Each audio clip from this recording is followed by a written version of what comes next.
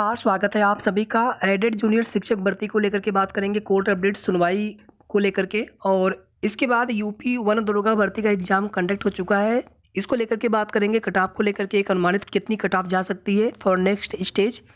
UP PCS 2023 admit card को लेकर के बात करेंगे।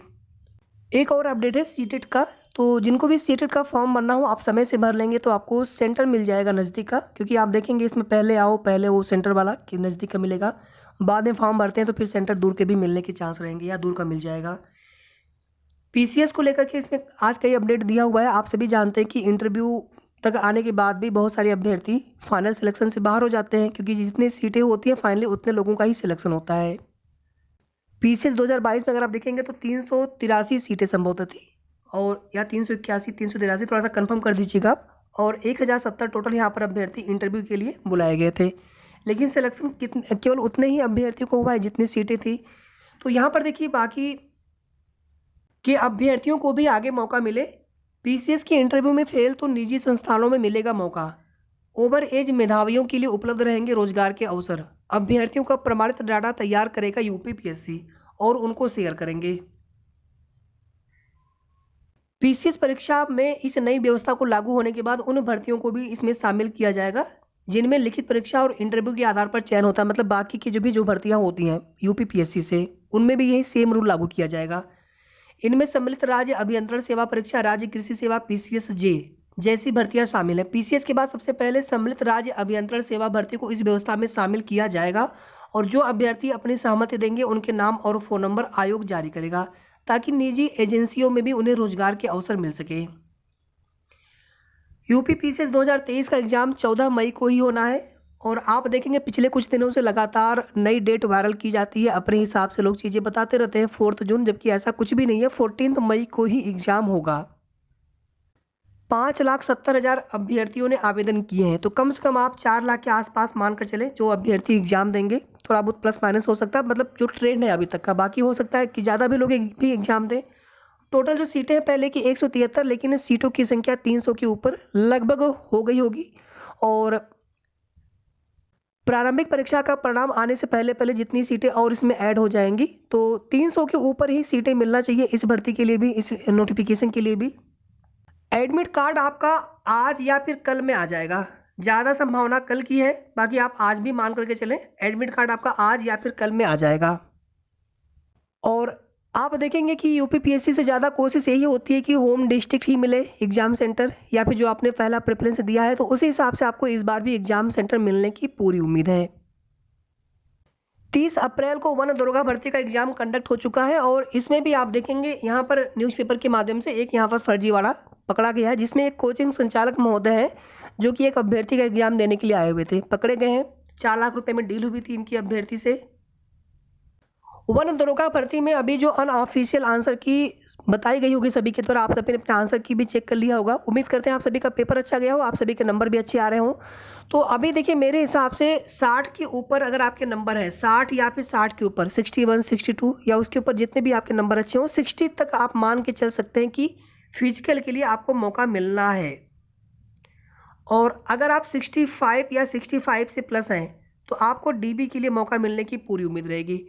तो सीधी सी बात है कि 60 से लेकर के 65 तक जो फिजिकली के लिए जाएंगे तो उनको भी मौका मिलेगा, और उनसे ज़्यादा नंबर वालों को भी मौका मिलेगा। लेकिन सब लोग फिजिकल क्वालिफाई तो करते नहीं हैं, तो इसलिए जिनके कम नंबर हो आपको निराश हताश नहीं होना है अभी से। और फाइनल जो मेरिट जो कट ऑफ है वो मेरे हिसाब से बहुत अगर हाई गई तो 70 तक, यानी अगर 70 से ऊपर अगर आपके नंबर आ रहे हों तो आप अपने आप को श्योर मान करके चल सकते हैं कि आपका सिलेक्शन हो जाना है वन दरोगा भर्ती में। ये मैं यूआर के लिए बता रहा हूँ, ठीक है। फीमेल के लिए कम जाएगी, अदर कैटेगरी के लिए कम रहेगी। और 70 में बिल्कुल बता रहा हूँ कि अधिक से अधिक इतनी जानी चाहिए, बाकी इससे कम ही जाने के चांस रहेंगे। एक बार आयोग की ऑफिशियल आंसर की आ जाए तो उसके बाद चीज़ें और क्लियर होंगी, क्योंकि अभी जितने भी नंबर आपके आ रहे होंगे अभी ऑफिशियल आंसर की आने के बाद ही चीज़ें पूरी तरह से स्पष्ट होंगी कि कितने नंबर आपके हैं, एग्जैक्टली कितने नंबर आ रहे हैं सभी अभ्यर्थियों के। बाकी देखिए कुछ टॉपर हर भर्ती में होते हैं, कुछ टॉपर यहाँ पर भी हो सकते हैं जिनके 80 के ऊपर भी नंबर होंगे। पेपर का लेवल कहीं से भी आसान नहीं था, पेपर का लेवल हम मॉडरेट मान सकते हैं। कुछ प्रश्न 8-10 प्रश्न जो है बहुत अच्छे थे, जिनमें कुछ प्रश्न ऐसे थे जहाँ पर 2-2 विकल्प भी सही लग रहे थे। आप भी अपने नंबर कैटेगरी के साथ में शेयर कर सकते हैं। अब आगे बात करेंगे यहाँ पर एडेड जूनियर हाई स्कूल शिक्षक भर्ती को लेकर के। देखिए मामला बहुत नीचे लगा हुआ है, फ्रेश में भी मामले काफ़ी ज़्यादा लगे हैं। यहाँ पर हर बार की तरह उम्मीद तो कर लेते हैं हम लोग कि सुनवाई हो जाए, लेकिन सुनवाई हो नहीं पाती है। और जब 2 बजे का समय फिक्स होता है, मामला बिल्कुल ऊपर लगता है, उसके बाद जब सुनवाई नहीं हो पाती तो यहाँ पर तो मामला बहुत नीचे लगा है। अगर आप देखेंगे तो टोटल फ्रेश केसेज ही यहाँ पर कितने हो जाएंगे, काफ़ी ज़्यादा है फ्रेश केसेस 165। और लंच के बाद तक फ्रेश केसेस ही सुने जाएंगे, लंच के बाद तक। और हो सकता है कि 3 बजे के आसपास या फिर हो सकता है उसके बाद हो सकता है एडिशनल के मामले सुने जाने स्टार्ट हो, क्योंकि फ्रेश के सभी केसेस टेकअप होते हैं। सुनवाई भले ना हो पाए लेकिन केस टेकअप होते हैं, तो 165 केसेस काफ़ी ज़्यादा है। इसके बाद एडिशनल में टोटल 150 मामले हैं, 150 मामले लगे हुए हैं। और आपका जो मामला है सीरियल नंबर 91 पर है, जो सीरियल नंबर 30 से स्टार्ट है उसमें आपका मामला है 91 पर। और इसके बाद एक और एडिशनल की लिस्ट एक और भी है। ये तो आपका मामला यहाँ से हो गया 91 पे लगा है 16/18 आप 2023। और इसके साथ में टोटल कनेक्टेड मैटर्स और एक जो नया मैटर और आ गया था वो मैटर भी इसी के साथ कनेक्ट हो चुका है 6649 वाला, जिसमें एक कोर्ट ऑर्डर भी आया हुआ था। इसके बाद इसमें कुछ मामले और भी हैं, 9 मामले। और एक यहाँ पर एडिशनल की लिस्ट और भी है, 50 मामले टोटल इसमें लगे हुए हैं। मतलब कुल मिला करके 165 केसेज हैं फ्रेश वाले। इसमें समय काफ़ी ज़्यादा लग जाएगा। बाकी देखिए पूरी तरह से जैसा आपके ऊपर है, अगर वो सुनना चाहेंगे। और अगर यहाँ पर सरकार आयोग कुल मिला करके यहाँ पर सारी चीज़ें शासन के हाथ में है, पीएनपी सचिव सर के हाथ में है, बेसिक विभाग के अधिकारियों के हाथ में, शासन के हाथ में। अगर वे चाहेंगे सुनवाई करा लेंगे। बाकी नहीं तो नंबर का वेट किया जाएगा, फिर वहाँ पे नंबर आया भी तो कितना समय जज साहब ने दिया सुनवाई करने के लिए। अगर उस तरह से देखा जाएगा तो सुनवाई देखिए होने की उम्मीद बहुत कम है। 12 अप्रैल के बाद फिर 20 दिन का इंतज़ार करना पड़ा, फिर 2 मई की डेट यहाँ पर आई बड़े मुश्किल से इंतज़ार करते करते। और इसके बाद फिर से कोई नई डेट लग गई, मान लीजिए मई की भी डेट मिल जाती है तो फिर उसमें भी क्या गारंटी की सुनवाई हो जाएगी। फिर उसके बाद सीधे सीधे जुलाई की डेट लग जाएगी। आखिर यहाँ पर सुनवाई हो क्यों नहीं पा रही है? कोर्ट केस वाले मामले बहुत चलते रहते हैं, हर भर्ती में कुछ न कुछ विवाद हो जाता है। वन दरोगा भर्ती में भी शॉर्ट लिस्टिंग में एक कोर्ट केस हो गया था, लेकिन वहाँ पे परीक्षा करवाई गई। तो यहाँ पर भी केवल स्टे हटवाना था, स्टे हटवा करके भर्ती प्रोसेस शुरू करना था। बाकी कोर्ट केस वाले मामले चलते रहते हैं, आगे भी चलते रहेंगे, उनमें आगे आप सुनवाई करवाइए। केवल और केवल यहाँ पर स्टे हटवाना था।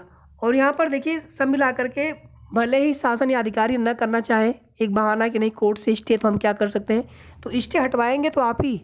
और देखिए एक चीज़ यहाँ पर और है कि कोई भी देखिए कोर्ट वाला मामला होता है किसी भी भर्ती में, वहाँ पर सरकार ही पैरवी करे तो ज़्यादा अच्छा होता है। अगर वहाँ पर अगर हम चले जाते हैं थर्ड पार्टी बन करके, उनको एक बहाना मिल जाता है कि फिर आप भी अपने अधिवक्ता से बोलिए। मतलब थर्ड पार्टी के अधिवक्ता हो या साथी हो, वो अपना प्रयास कर रहे हैं, पक्ष रख रहे हैं, लेकिन आप ऐसा कह रहे हैं कि वो भी अपना पक्ष रखें, वो भी उपस्थित हो। ये कोई मतलब अपने जिम्मेदारी से बचने वाला कार्य, जैसे उस तरह की बातें हो गई कि अगर यहाँ पर आप अपने अधिकारी से अपने जिम्मेदारी से आप बचना चाहते हैं, आपका जो नैतिक कर्तव्य है कि आप स्टे को हटवाएंगे, क्योंकि केस आपके खिलाफ हुआ है, पीएनपी सचिव महोदय के खिलाफ हुआ है, सरकार के खिलाफ केस हुआ है, तो आपको ही स्टे हटवाना होगा। बाकी अब धरना देना हो अभ्यर्थियों को या फिर थर्ड पार्टी बन करके जाना हो, सबकी अपनी व्यवस्था है। आप अगर स्टे हटवा ली हो तो ये सारी चीज़ें करनी ही नहीं पड़ती। तो यहाँ पर बाकी अभ्यर्थी प्रयास कर सकते हैं, लेकिन यहाँ पर सब जिम्मेदारी सरकार की है। अब अगर यहाँ पर पीएनपी सचिव सर ये बोलते हैं कि नहीं थर्ड पार्टी वाले अधिवक्ता क्या करते हैं, उनकी रिस्पॉन्सिबिलिटी नहीं, रिस्पॉन्सिबिलिटी सर आपकी है। आपको केस से स्टे हटवाना है, आपका जवाब वहाँ पर मायने रखेगा, आप ही केस से स्टे हटवा पाएंगे। तो ये कुल मिलाकर की चीज़ें हैं। जब तक यहाँ पर शासन और अधिकारियों की मंशा होगी नहीं, तब तक किसी तरह से कोर्ट केस वाले मामले पता नहीं कब तक आगे चलते रहेंगे। बाकी देखिए कल सुनवाई होने की उम्मीद बहुत कम है। मैं यहाँ पर कोई भी आपको झूठी उम्मीद नहीं देना चाहता हूँ, क्योंकि जिस तरह से पहले मैटर ऊपर लगे होने के बाद, लगातार डेट लगने के बाद, समय फिक्स होने के बाद जब सुनवाई नहीं हो पा रही, तो इस बार तो मामला बहुत नीचे लगा है। और फ्रेश वाले केसेस बहुत ज़्यादा है, 165 केसेस काफ़ी ज़्यादा होते हैं। ये मामले सुने जाने में ही हो सकता है पूरा समय निकल जाए। और लास्ट में अगर केस टेकअप अगर हो भी गया अगर अपना वाला, तो बहुत होगा तो वहाँ पर नेक्स्ट डेट मिल जाएगी, बस इतना ही होगा वहाँ पर। आप लोगों में से किसी ने वन दरोगा का एग्जाम दिया हो या फिर यूपी पीसीएस का आपने फॉर्म भरा हो तो आप तैयारी करते रहिए आगे के भी। और वन दरोगा में अगर आपने एग्जाम दिया तो मेरा नंबर आप जरूर शेयर करें। और किसी न किसी भर्ती की तैयारी साथियों करते रहें, केवल इसी भर्ती के भरोसे न बैठे। यहाँ पर जब भी भर्ती पूरी करनी होगी सरकार को, शासन को, अधिकारियों को, वो भर्ती पूरी कर लेंगे, वहाँ पर प्रयास भी नहीं करना होगा। और जब तक वहाँ पर एक बहाना है कोर्ट केस वाला, तब तक भर्ती इसी प्रकार से डिले होती जा रही है। तो आप लोग पैरेलल में किसी न किसी भर्ती की तैयारी करते रहिए। बाकी देखते हैं कल क्या होता है। और ये काउंसलिंग लिस्ट आपकी 2 दिन पहले ही आ गई थी, अपडेट आपको दे नहीं पाए थे। धन्यवाद।